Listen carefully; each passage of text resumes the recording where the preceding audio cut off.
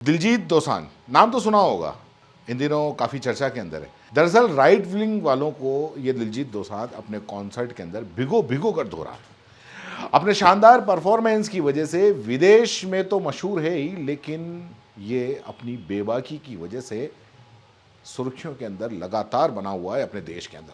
जैसे कि भक्तों ने जैसे ही उसको खालिस्तानी बोलकर विरोध करना शुरू कर दिया तो उसने बोल दिया, अगर खिलाफ है तो होने दो, जान थोड़ी है।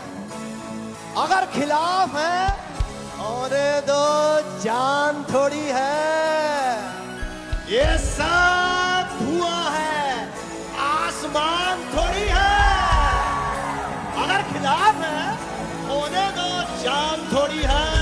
ये सब धुआं है, आसमान थोड़ी है। सभी का खून शामिल है यहाँ की मिट्टी में, किसी के बाप का हिंदुस्तान थोड़ी है। और यही नहीं, उन्होंने भक्तों को जवाब देते हुए ये भी कहा, फिल्म देखी तुसी? पुष्पा देखी तुसी?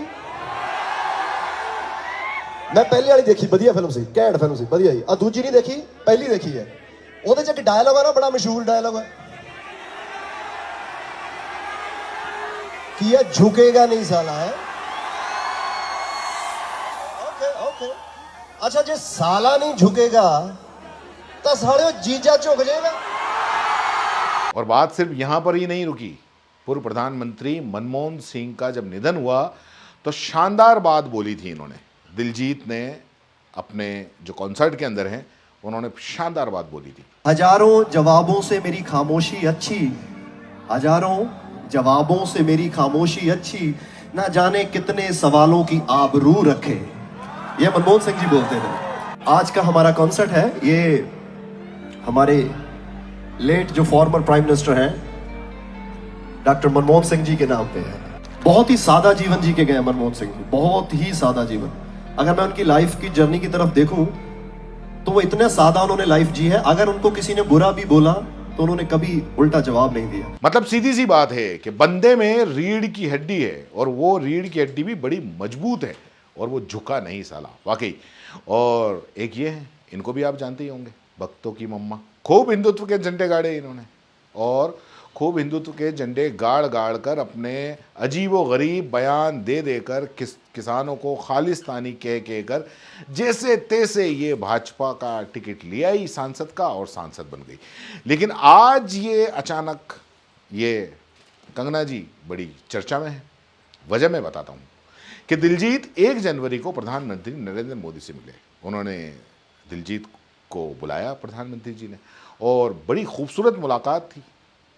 अब जो भक्त थे बेचारे, मुंह खोल के उनका मुंह फटा के फटा रह गया। वो देखते रह गए कि दिलजीत को साहब ने बुलावा भेज दिया और मिलने के लिए बुला लिया, और क्या कहा ये भी देखें आप।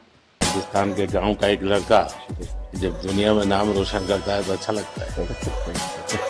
आपके परिवार ने नाम दिलजीत रखा तो आप जीतते ही जाते हो लोगों को।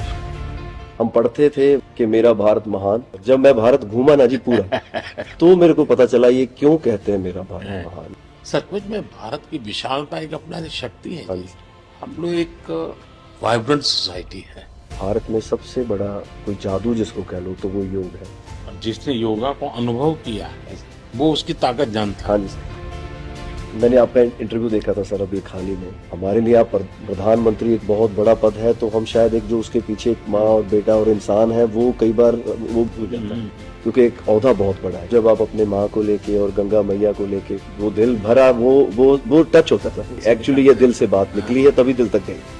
ओ कहंदे किथे है तेरा रब दिसदा ही नहीं, मैं कहा अखां बंद कर ध्यान तर महसूस कर, गुरु नानक ता अंग संग है, तू ही बस गैर हाजिर है।